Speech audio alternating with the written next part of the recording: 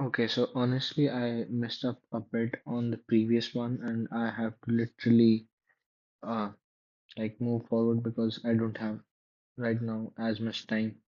And my main objective, which was to teach someone else, was completed. So yeah, this earlier I just did some of this part.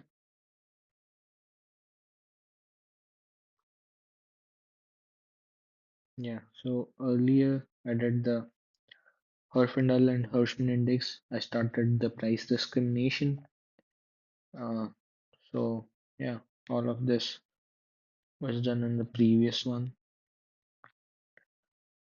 and now I'm moving to second degree price discrimination.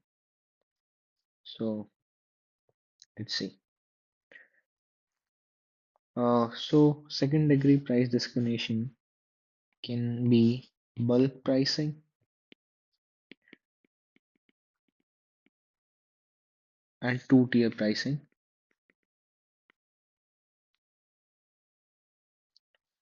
Um, Let me just first draw a graph so that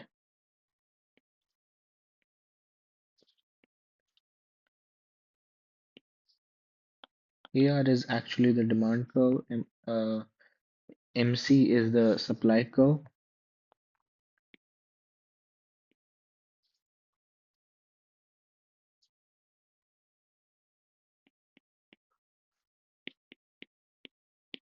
And is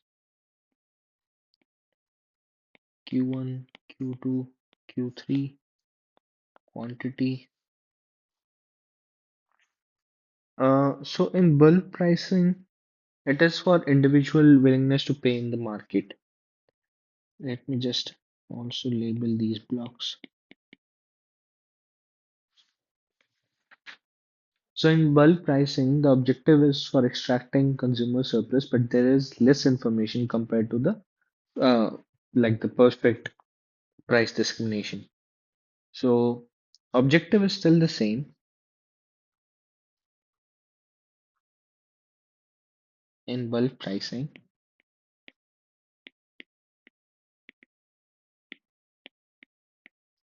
uh, but there is less information about the consumer willingness to pay. So therefore, the producer takes the AR curve as the representative for all consumers in the market, and price is fixed in such a way that the consumers are incentivized to purchase more by paying a lesser amount. So it is basically what it says. So the word itself gives you intuitive understanding. So it is the incentivization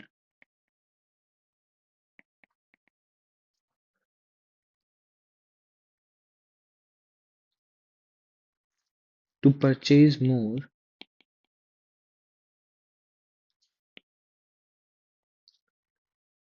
by paying lesser amount. It actually happens in, I guess, the retail without monopolist case as well. I've seen it many times.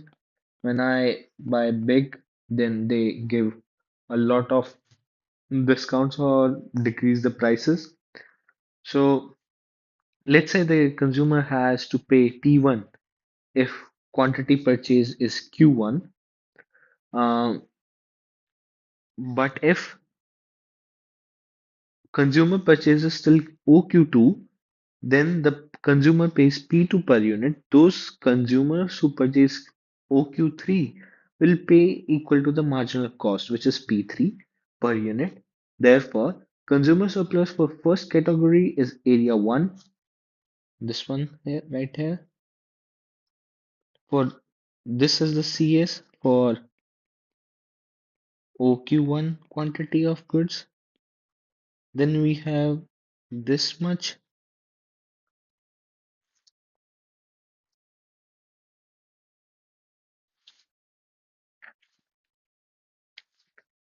for OQ2 and the whole above the price line below the demand curve area for OQ3 quantity of goods. This is basically the bulk pricing.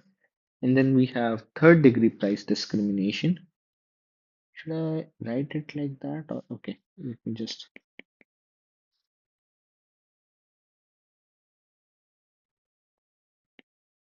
third degree price discrimination. In this case, the basis of discrimination is difference in the price elasticity. So price elasticity plays a role in this one. The price elasticity last time played an important role when I did the learners index, where of course, if I have to write it down just so that I could recall it,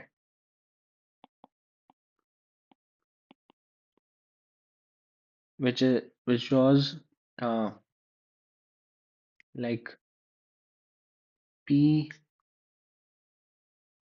Okay, I guess I'm forgetting it. Okay, I was right. I just didn't. So it is P minus MC by P is equals to 1 upon ED, elasticity of demand. Let me just recheck it.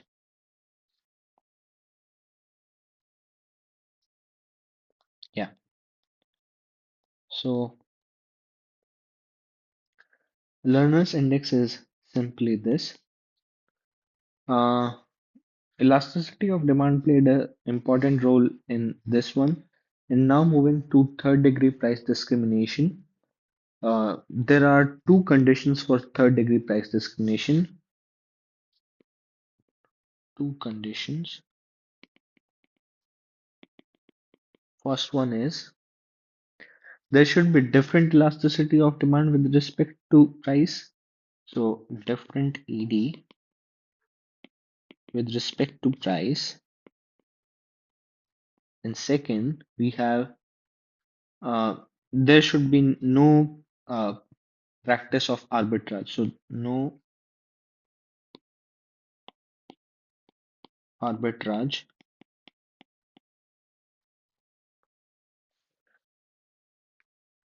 Uh, then we can, through mathematically, we can do it like this.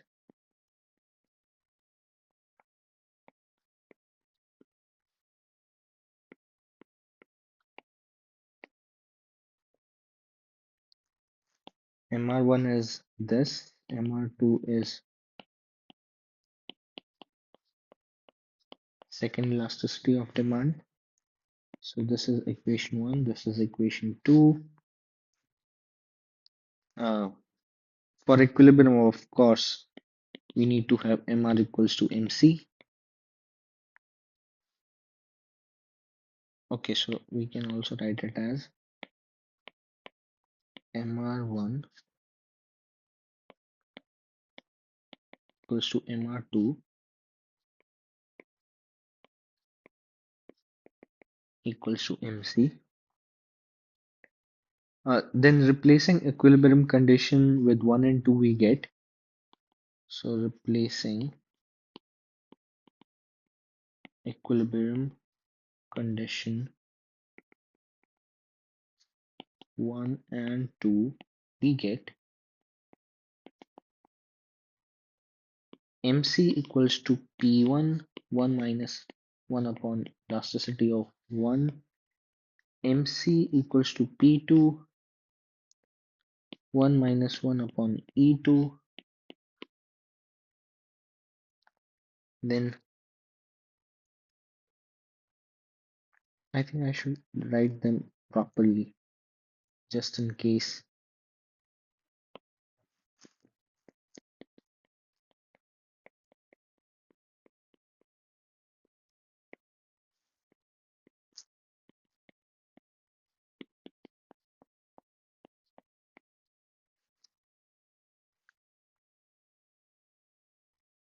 Now if we have them together,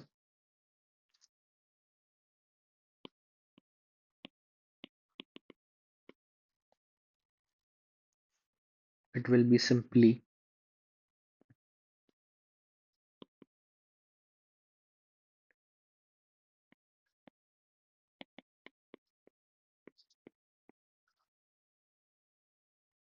Okay. So yeah, I messed this one up.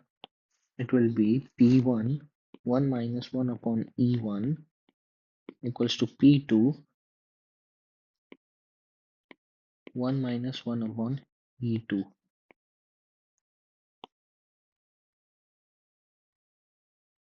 So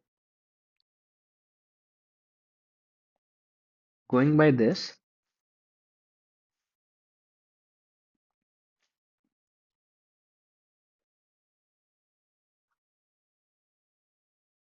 let's say if elasticity of good 2 is greater than elasticity of good 1,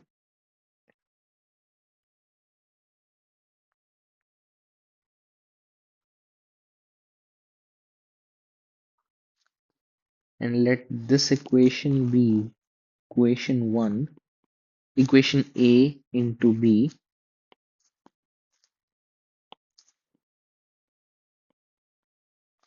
and this be equation C into D. If E2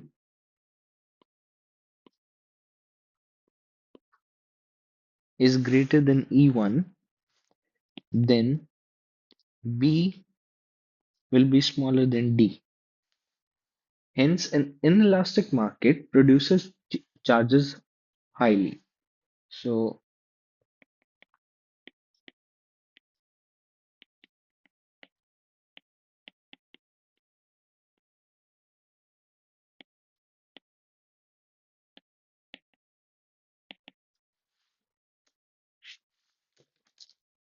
in case of third degree price discrimination, differences in price is based on the fact that more elastic market will have lesser price compared to less elastic market. So,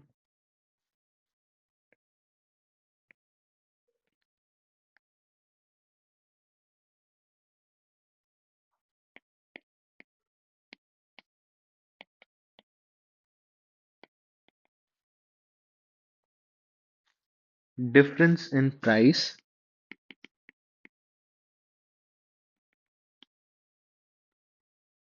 is based on the fact that more elastic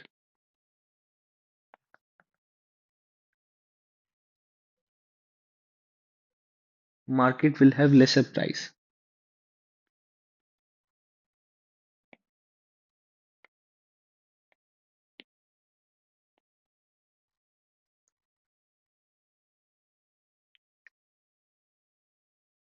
compared to the less elastic market. And producers can charge more in relatively inelastic market because consumer has less flexibility to substitute the product or to stop purchasing product altogether. In this case, price elastic market will be kept low, and this will increase profit for the producer. The basis of price discrimination on elasticity is total expenditure market of elasticity. If market is inelastic, then it is suitable for the producer to charge more, while if the market is relatively elastic, then the producer should charge relatively lesser. I guess this might be a bit confusing, so I need to look through my notes again for this.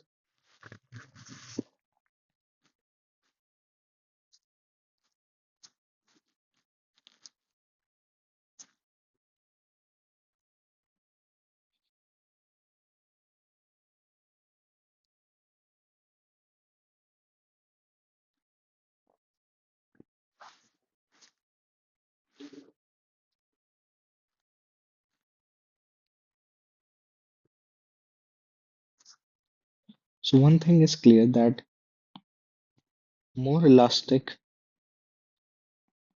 means less price.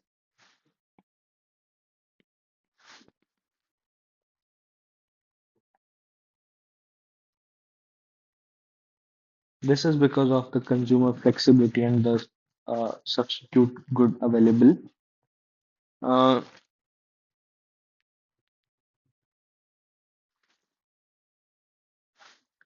In this case of elastic market, the price will get low and this will increase profit for the producer.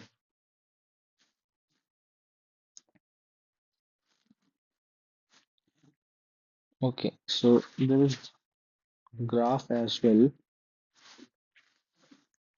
So this is AR1, this is MR1, this is AR2, this is MR2. The steepness and flatness of these curves are because of different elasticities, which we are assuming right now. And let's say MC is something like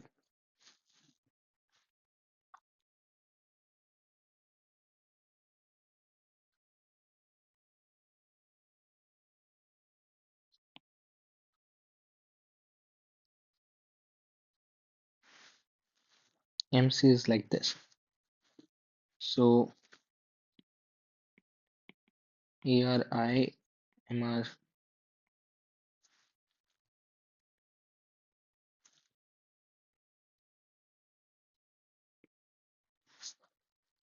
Okay, so if this is the case,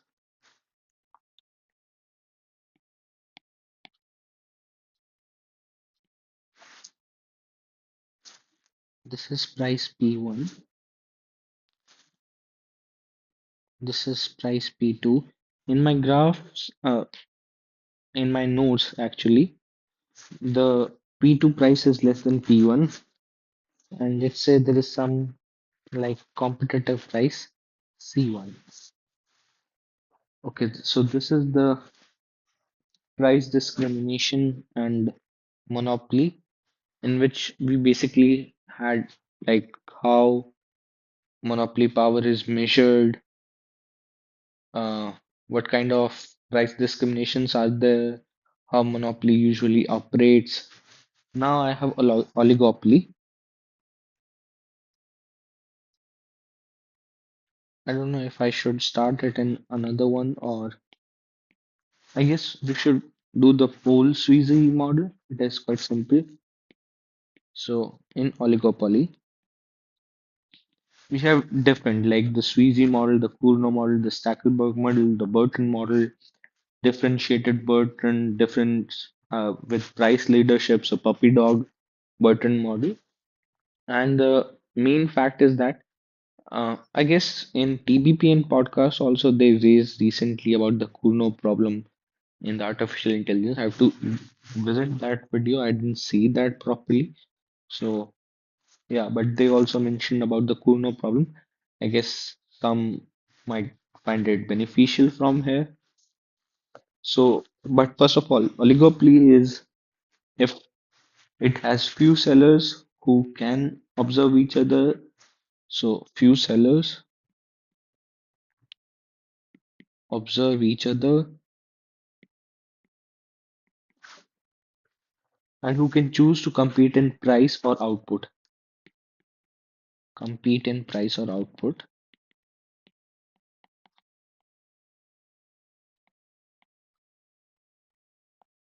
Yeah. If the sellers choose the price, then they are competing in price, and if they choose output, then they are competing in output. Then we have Paul Sweezy model. In my notes, I have in it in a terrible way. I have to look it very carefully before just speaking. But let me just first show the graph for it. So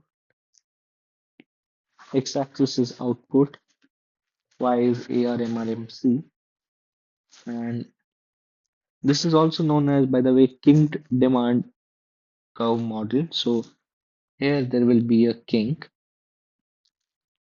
at this point, and from this point onwards, the AR curve will be steep, and the MR curve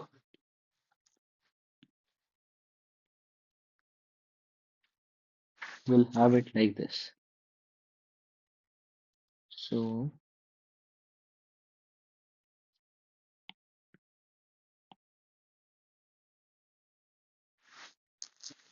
At the point of kink, the MR will cut off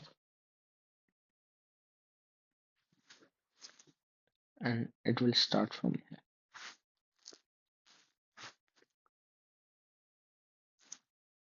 Q1. In between, I have shown MC curves, so MC1, MC2, and MC3. This is the price charged.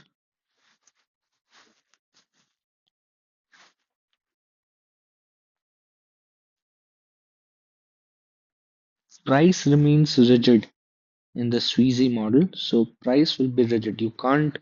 Price is actually in according to this graph, it is on the kinked point.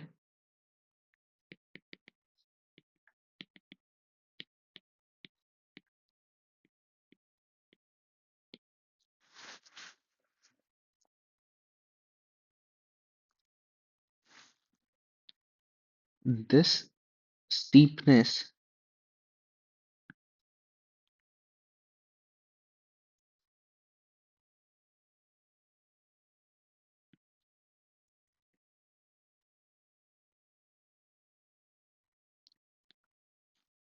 this steepness is because of the inelasticity.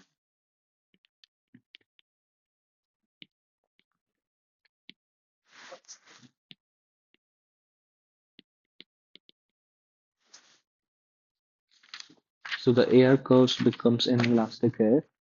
And then we have few assumptions for Sweezy model. The first one is firms can observe each other.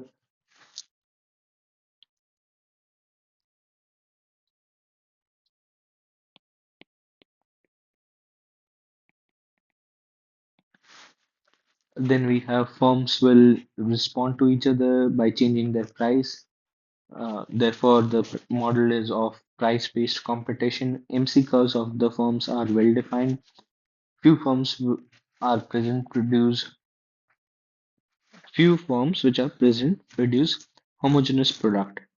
I think the second assumption is kind of important to jot down, which is firms will respond to each other by changing their price.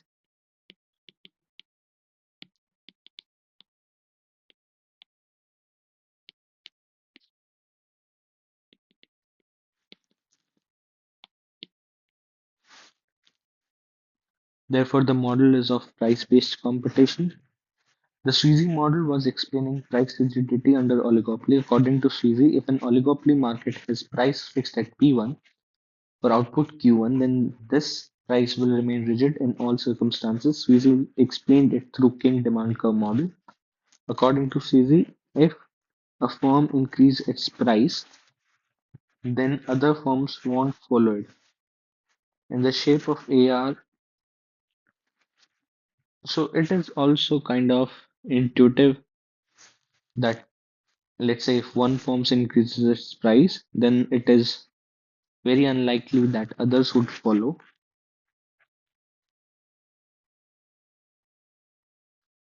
and it would lose all the market. And the shape of AR curve of demand curve facing the firm will be very flat above equilibrium price. The conjectural variation will be zero above equilibrium price. Conjectural variation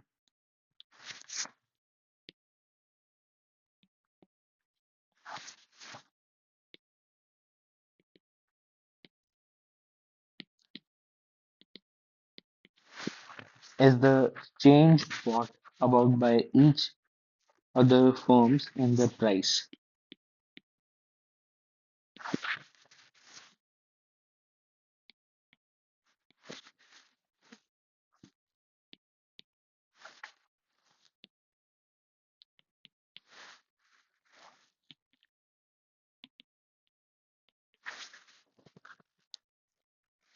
Compared to the price change by existing firms.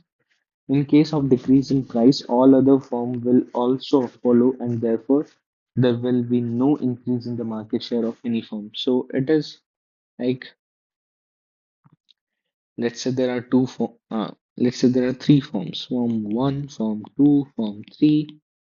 These are the prices because it will be competing on the prices. Let's say X firm decides to increase the price. They will stay as it is. They won't change the price, which would lead firm 1's AR curve to be flat. And in case if firm 1 decreases its price, then they all will suddenly decrease the price to the same level, which would lead to like no gain in market share.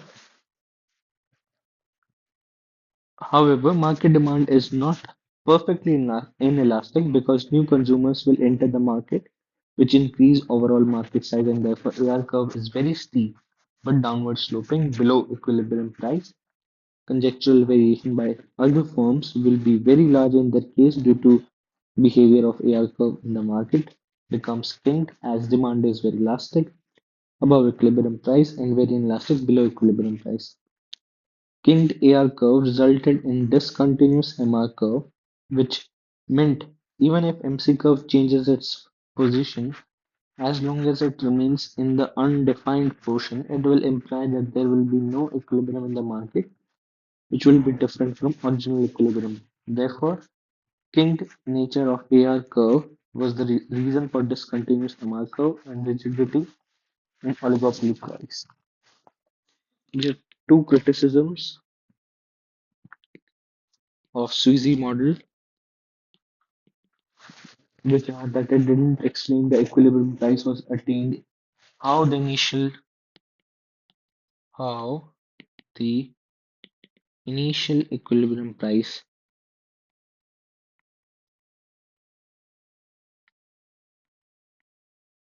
was attained, and therefore it remained ambiguous with respect to price determination.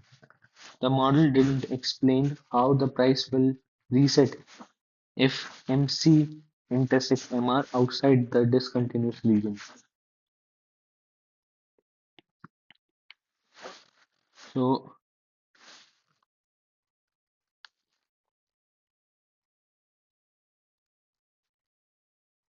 it couldn't explain price and output variation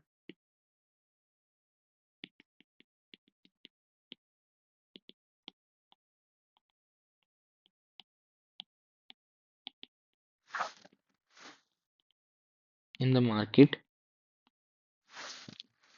Due to these objections and changing market equations, Fries's model is now considered obsolete with respect to real-world application. So there is no real-world application.